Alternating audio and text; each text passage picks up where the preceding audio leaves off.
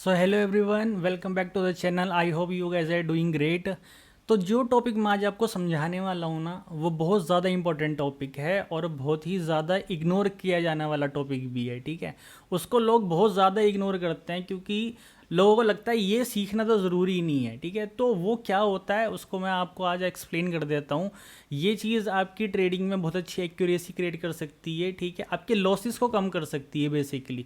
तो ध्यान से सुनना, हम इसको बोलते हैं ट्रेड मैनेजमेंट। ठीक है, ट्रेड मैनेजमेंट में क्या क्या चीज़ें आती हैं। ठीक है, आप ट्रेड लेना एक अलग चीज़ होती है, लेकिन ट्रेड को मैनेज करना अपने आप में एक अलग चीज़ होती है। ठीक है, तो ट्रेड को मैनेज करना आना चाहिए। तो ट्रेड मैनेजमेंट में तीन चीज़ें होती हैं। पहली होती है हमारा एसएल, दूसरा होता है हमारा टारगेट, टीपी बोलते हैं जिसे हम, और तीसरा होता है हमारा ब्रेक इवन। ठीक है, ब्रेक इवन कह लो या कॉस्ट कॉस्ट टू कॉस्ट कह लो। ठीक है, C2C कह लो या इसको ब्रेक इवन कह लो। तो ये तीन चीज़ें जो होती हैं ना, ये बहुत ज़्यादा इंपॉर्टेंट होती हैं, जो कि हमें अपनी ट्रेड में पता होनी चाहिए कि हमें कब क्या चीज़ करनी है। ठीक है, अगर हमें नहीं पता है तो मोस्ट ऑफ द टाइम क्या होता है, हम बहुत ज़्यादा कन्फ्यूज हो जाते हैं, हमारा टीपी सही से हिट नहीं हो पाता, मार्केट हमारा एसएल लेके चला जाता है, या हम अपनी ट्रेड को ब्रेक इवन कर देते हैं तो मार्केट वापस आके टैप करके और वापस उसी जोन से ऊपर चला जाता है, हमारा टीपी भी हिट हो जाता है, लेकिन हमने तो ब्रेक इवन कर दिया तो हम कोस्ट टू कोस्ट निकल जाते हैं, या फिर हमें पता नहीं होता है कोस्ट टू कोस्ट कब करना है, तो वापस मार्केट आके एसएल ले लेता है। तो ये बहुत सारी चीज़ें हैं जो हमारे साथ होती हैं। तो इसलिए इन सारी चीज़ों को, इस ट्रेड मैनेजमेंट को समझना बहुत ज़्यादा ज़रूरी है, ट्रेड मैनेजमेंट आना बहुत ज़्यादा ज़रूरी है। तो ये मैं आपको एग्जाम्पल से समझाता हूँ। ठीक है, तो आप यहाँ पे देखो, ये कैट CHF का 1 आवर का चार्ट है और ये रीसेंट रेट्स हैं सारी, तो उन रीसेंट रेट के लॉजिक से ही मैं आपको समझाऊंगा। ठीक है, तो सबसे पहली चीज़ जो मैं आपको एसएल के बारे में सबसे पहले समझाता हूँ। ठीक है, पहले इसको कवर करते हैं, एसएल को। ठीक है, तो इसको पहले कवर कर लेते हैं, तो मैं आपको एसएल के बारे में समझाता हूँ। सबसे पहली चीज़, जब हम एसएल लगा रहे होते हैं ना, तो हमें क्या देखना है, हमें ये देखना है कि हमारे पास जिस एरिया ऑफ इंटरेस्ट से हम ट्रेड ले रहे हैं वहाँ पे हमारे पास कंफर्मेशन है या नहीं है। ठीक है, तो हम सबसे पहले कंफर्मेशन देखेंगे। यहाँ पे कंफर्म लिख दिया है मैंने, तो हम सबसे पहले कंफर्मेशन देखेंगे। अगर तुम देखो, जैसे ही मार्केट इस एरिया पे आया, ठीक है, इस डिमांड एरिया पे आया, और अगर तुम पीछे एक्सटेंड करके इसको देखोगे तो इस डिमांड एरिया पर तुम्हें यहाँ पे ठीक है, कुछ एक स्ट्रॉन्ग डिमांड एरिया मिला है और यहाँ पे एक लिक्विडिटी मिली है। ठीक है, तो अगर तुम यहाँ पे आके देखो, यहाँ पे तुमने देखा है कि पूरा ही जो ये जोन है, ठीक है, इस जोन पे मैंने यहाँ पे लिमिट ऑर्डर लगाया है। मार्केट यहाँ पे आया, इसको टैप करा और इतनी एक्यूरेटली मार्केट ने टैप करा और टैप करते ही मार्केट ऊपर उड़ गया। ठीक है, ऐसा क्यों हुआ, इसका रीज़न क्या था कि इतनी एक्यूरेटली मार्केट ने जोन टैप करा और जोन टैप करते ही मार्केट ऊपर चले गया। इसका रीज़न था कन्फर्मेशन। ठीक है, मेरा जो एरिया ऑफ इंटरेस्ट है, ठीक है, मेरा जो ये जोन है ना, ये एरिया ऑफ इंटरेस्ट जो है मेरा, ये एक्यूरेट एरिया ऑफ इंटरेस्ट है। ठीक है, जो मेरा डिमांड एरिया है वो बिल्कुल एक्यूरेट है, पहली चीज़। ठीक है, दूसरी चीज़ हमें क्या देखनी है, ठीक है, दूसरी चीज़ हमें देखनी है लिक्विडिटी होल्ड। ठीक है, लिक्विडिटी होल्ड। अब ये लिक्विडिटी होल्ड क्या होती है, ठीक है, लिक्विडिटी होल्ड होती है मार्केट में जब भी तुम ट्रेड ले रहे हो, जैसे तुमने फॉर एग्जांपल मार्केट यहाँ पे आया है तो तुमने यहाँ पे ट्रेड लिया है, ठीक है, यहाँ पे ट्रेड मारा है, तो तुम्हें देखना है कि ये एरिया ऑफ इंटरेस्ट है तुम्हारा, तो मार्केट जब नीचे वापस यहाँ पे आ रहा है तो क्या पीछे जहाँ पे तुमने ये जोन मार्क किया था कहीं उसमें लिक्विडिटी तो पेंडिंग नहीं है कहीं नीचे, जैसे यहाँ पे इसके नीचे, जैसे यहाँ पे लिक्विडिटी पेंडिंग है, लेकिन इसके नीचे तुम्हें कहीं भी लिक्विडिटी नहीं दिख रही है। ठीक है, ये एक्सट्रीम पॉइंट ऑफ इंटरेस्ट है और इसके नीचे कहीं भी लिक्विडिटी नहीं है, तो मतलब मार्केट के नीचे जाने के चांसेस नहीं है, क्योंकि अगर मार्केट में नीचे कहीं इसके नीचे अगर लिक्विडिटी पड़ी है, फॉर एग्जांपल यहाँ कहीं भी इस एरिया में कहीं भी मार्केट में पीछे लिक्विडिटी पड़ी है, ठीक है, तो देर इज़ अ चांसेस कि मार्केट यहाँ से ऐसे आए, इस लिक्विडिटी को ले और फिर मार्केट अपना ट्रेंड कंटिन्यू कर दे। लेकिन अगर वो लिक्विडिटी जैसे यहाँ पे लिक्विडिटी बनी हुई है तो मार्केट क्या करेगा, जस्ट यहाँ तक आ सकता है। ठीक है, इस लिक्विडिटी को लेना, अगर तुम देखोगे तो यही लिक्विडिटी मार्केट ने ली है। ठीक है, इस लिक्विडिटी को लेगा और मार्केट उसके बाद ऊपर अपने जो भी मार्केट को कंटिन्यूएशन अपना फॉर्मेशन करना है वो मार्केट उसको कंटिन्यू कर देगा। ठीक है, दो चीज़ बता दी हैं, ठीक है। तीसरी चीज़ जो कि बहुत इम्पोर्टेंट है, इसको ध्यान में रखना, ठीक है। बफर। अब शायद तुमने बफर के बारे में सुना हो या नहीं सुना हो, ठीक है। तो बफर का मतलब होता है जब भी तुम ट्रेड ले रहे हो ना, तो बिल्कुल प्रिसाइज उसको स्टॉप लॉस मत लगाओ, ठीक है। फॉर एग्जांपल जैसे मार्केट यहाँ पे आया, ठीक है, तो मेरा स्टॉप लॉस एक्यूरेट ये नहीं है, ये जो ब्लैक लाइन देख रहे हो ना, ये मेरा एक्यूरेट स्टॉप लॉस है। अब तुम कहोगे भाई क्यों एक्यूरेट, मतलब तुमने बिल्कुल यहाँ पे ऐसे जैसे आप लोग करते हो ना, आप लोग क्या करोगे, बिल्कुल ये जोन है और यही तुम्हारा एसएल होगा, ठीक है। मैं ऐसा ही नहीं करता, मैं हमेशा मार्केट में बफर लगाता हूँ। बफर मतलब कम से कम 10 से 5 पिप का मैं एक्स्ट्रा स्टॉप लॉस थोड़ा सा बढ़ा के लगाता हूँ। उसकी वजह क्या होती है, उसकी वजह ये होती है कि अगर मार्केट फॉर एग्जांपल अगर मार्केट यहाँ पे आया,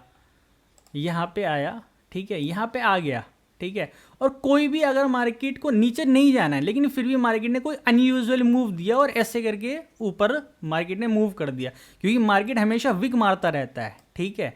मार्केट में विक्स आती रहती हैं, मैनिपुलेशंस होती हैं, ये लिक्विडिटी मार्केट ग्रैब करने के लिए एकदम से विक निकालता है, विक मारता है। तो अगर मार्केट ऐसे विक भी निकाले तो वो जो 10-15 पिप के एक्स्ट्रा बफर लगाया है ना, वो बफर मेरे जो स्टॉप लॉस को प्रोटेक्ट कर सकते हैं। तो ये 3 चीज़ हैं जो तुम्हें बहुत ज़्यादा ध्यान रखनी है। पहली है हमारी कन्फर्मेशन का तुम ध्यान रखना, ठीक है। दूसरी, लिक्विडिटी होल्ड तो नहीं है, इस चीज़ का ध्यान रखना। तीसरा, हमेशा मार्केट में जब भी ट्रेड मारते हो, एसएल मारते हो, तो अगर तुम्हारा 15 पिप का एसएल है तो उसे 17-18 पिप का एसएल कर दो। अगर तुम्हारा 100 पिप का एसएल है तो उसे 120 पिप या 115 पिप का एसएल कर दो, ठीक है। तो थोड़े सा बफर मारना इसलिए ज़्यादा ज़रूरी होता है कि वो तुम्हारे एसएल को प्रोटेक्ट कर सकता है। तो स्टॉप लॉस के बारे में मैंने तुम्हें 3 पॉइंट समझा दिए, तो इन 3 पॉइंट्स को अच्छे से ध्यान रखना, ठीक है। तो अब हमारा दूसरा टॉपिक आता है टारगेट, ठीक है, टीपी। हमें टारगेट कैसे लगाना है, ठीक है, बहुत ही लॉजिकल एक्सप्लेनेशन है। रीज़न होना चाहिए हमेशा टारगेट के पीछे। हवा में टारगेट नहीं लगाए जाते, ठीक है। ऐसे नहीं लगा दिया तुमने 1:3 का टारगेट लगा दिया या तुमने 1:4 का टारगेट लगा दिया और बेवजह तुमने कोई भी टारगेट मार रखा है, ठीक है, ऐसे कुछ नहीं होता है। तो टारगेट के ना हमेशा 2 रीज़न होते हैं, टीपी लगाने के 2 रीज़न होते हैं। वो 2 रीज़न क्या होते हैं मैं आपको समझाता हूँ, ठीक है। ये 2 रीज़न आपको किसी ने नहीं बताए होंगे, एक तो बताया ही नहीं होगा, ये गारंटी है मेरी, ठीक है। तो उसके बारे में मैं आपको बताता हूँ। पहली चीज़ होती है जब भी हम टीपी लगा रहे होते हैं ना, ठीक है, 1 मिनट इसको सही कर देते हैं, ये 1, ठीक है। तो पहली चीज़ जो तुम्हें ध्यान में रखनी है ना जब भी हम टारगेट लगा रहे हैं, वो ये है कि तुम्हें ब्रेक ऑफ स्ट्रक्चर देखना है, ठीक है। मार्केट में तुम्हें ब्रेक ऑफ स्ट्रक्चर देखना है। कैसे मैं कह रहा हूँ ब्रेक ऑफ स्ट्रक्चर देखना है, फॉर एग्जांपल हम जब भी ट्रेड करते हैं तो हम रिट्रेसमेंट पे ट्रेड कर रहे होते हैं और एक ब्रेक ऑफ स्ट्रक्चर के एक्सट्रीम एरिया पे ट्रेड कर रहे होते हैं, ठीक है। फॉर एग्जांपल ऐसे करके मार्केट फॉर्मेशन दे रहा है, ठीक है, यहाँ आया तो तुम इस एरिया पे ट्रेड कर रहे हो, तो तुम्हें टारगेट इस एरिया को करना है, ठीक है। ये जो टारगेटेड एरिया होगा ये तुम्हारा ब्रेक ऑफ स्ट्रक्चर होगा, ठीक है, और यही तुम्हारा टारगेट होगा। पहली चीज़ ये हो गई, ठीक है। टारगेट, ब्रेक ऑफ स्ट्रक्चर को टारगेट करना इसलिए ज़रूरी होता है जब भी हम कंटिन्यूस मार्केट में ट्रेड कर रहे होते हैं तो मार्केट का फॉर्मेशन हायर हाई लगा रहा है, ठीक है।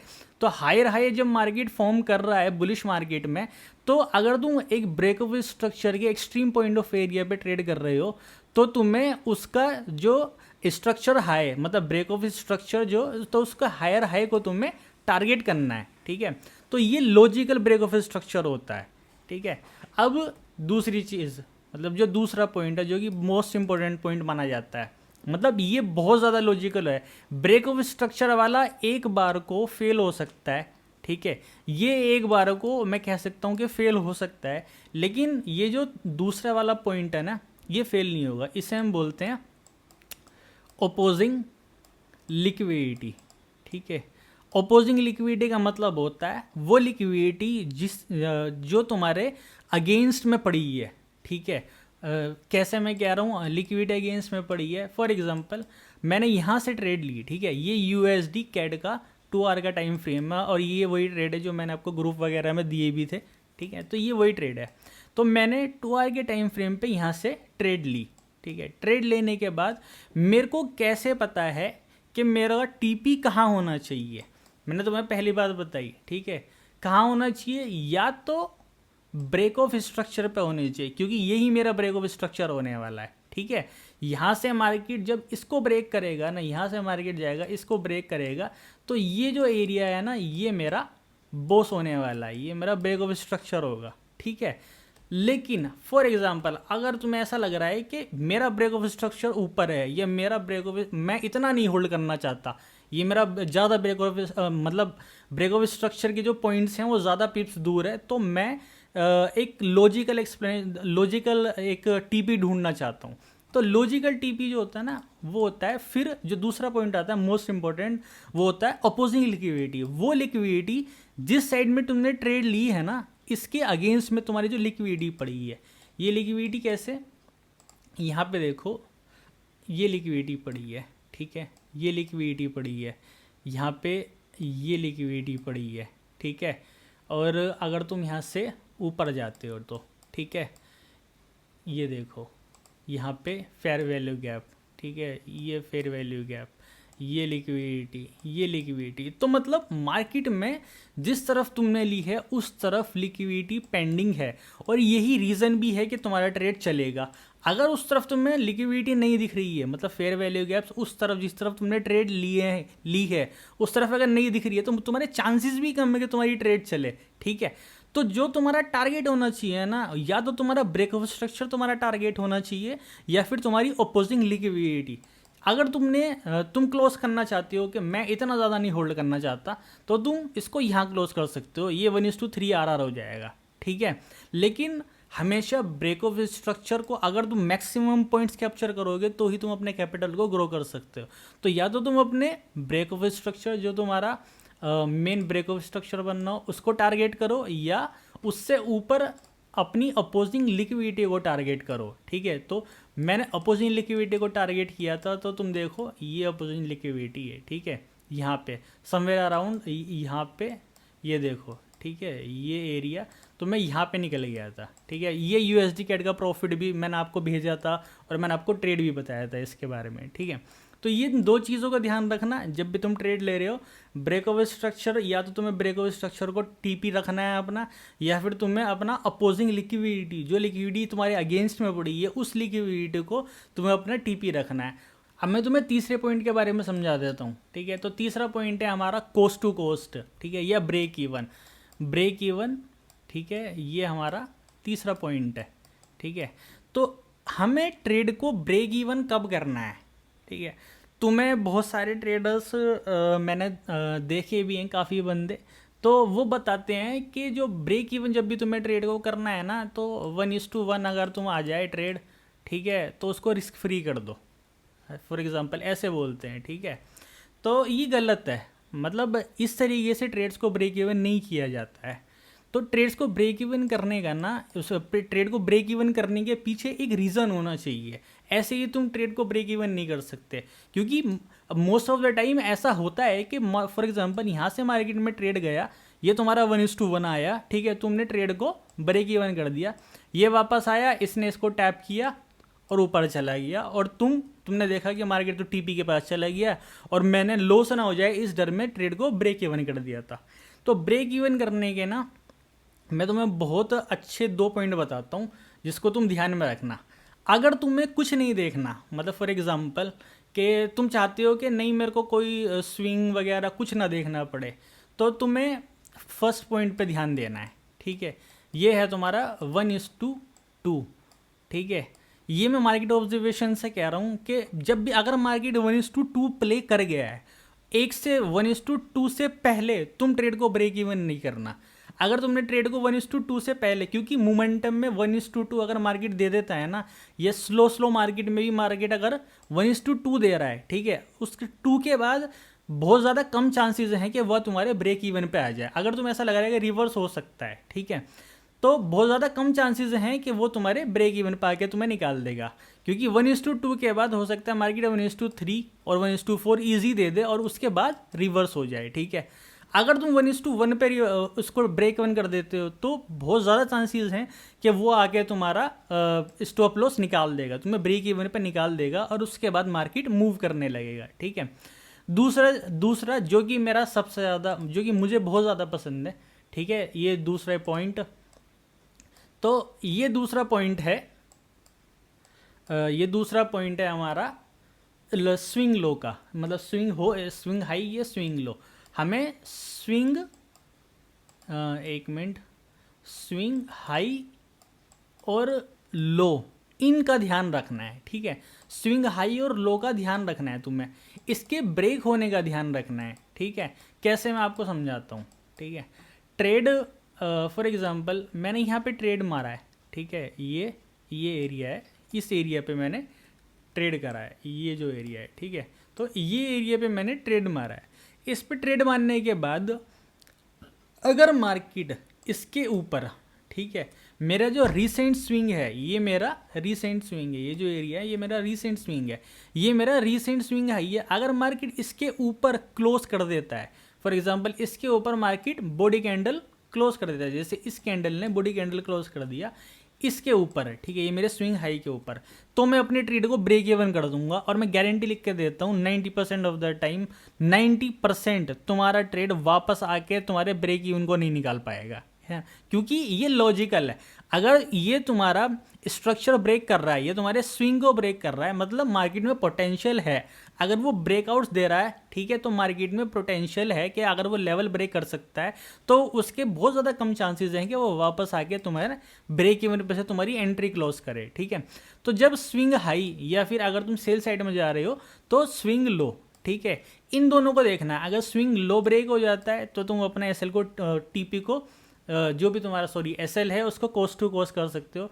और फॉर एग्जांपल यहाँ पे तुम्हारा स्विंग हाई ब्रेक हो गया तो यहाँ पे तुम अपने जो एसएल है वो उसको तुम कोस्ट टू कोस्ट कर सकते हो। इसके बहुत ज़्यादा कम चांसेस हैं कि हमारी रिस्क को आके वापस निकाल देगा, ठीक है। तो ये 3 इंपॉर्टेंट पॉइंट थे जो मैंने तुम्हें समझाए हैं, ठीक है।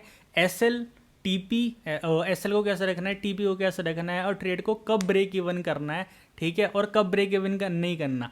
हाँ, दूसरी एक चीज़ और, अगर ये स्विंग लो, ये जो स्विंग लो ये थोड़ा सा नीचे होता है, फॉर एग्जांपल यहाँ होता, ठीक है, तो क्या 1:1 के आसपास होता, तो क्या इसको क्लोज, इसके ऊपर जाने के बाद भी हमें ट्रेड को ब्रेक इवन करना है? हाँ करना है, क्योंकि ये स्ट्रॉन्ग पॉइंट होता है, ठीक है। अगर मार्केट 1:1 के 1 पे भी है ना और तुम्हारा मार्केट ऊपर गया और इसको ब्रेक कर दिया है, तुम्हारे स्विंग हाई को ब्रेक कर दिया है मार्केट ने, तो ट्रेड को, अगर तुम चाहते हो कि नहीं मुझे लॉस नहीं लेना, तो तुम ट्रेड को ब्रेक इवन कर सकती हो, क्योंकि मार्केट उसके बाद अगर मार्केट वापस आता है तुम्हारे लेवल पे तो बहुत ज़्यादा चांसेस हैं कि वो तुम्हारा एसएल निकाल देगा और तुम्हारा ट्रेड गलत है, ठीक है, अगर वो रिवर्स होके आता है।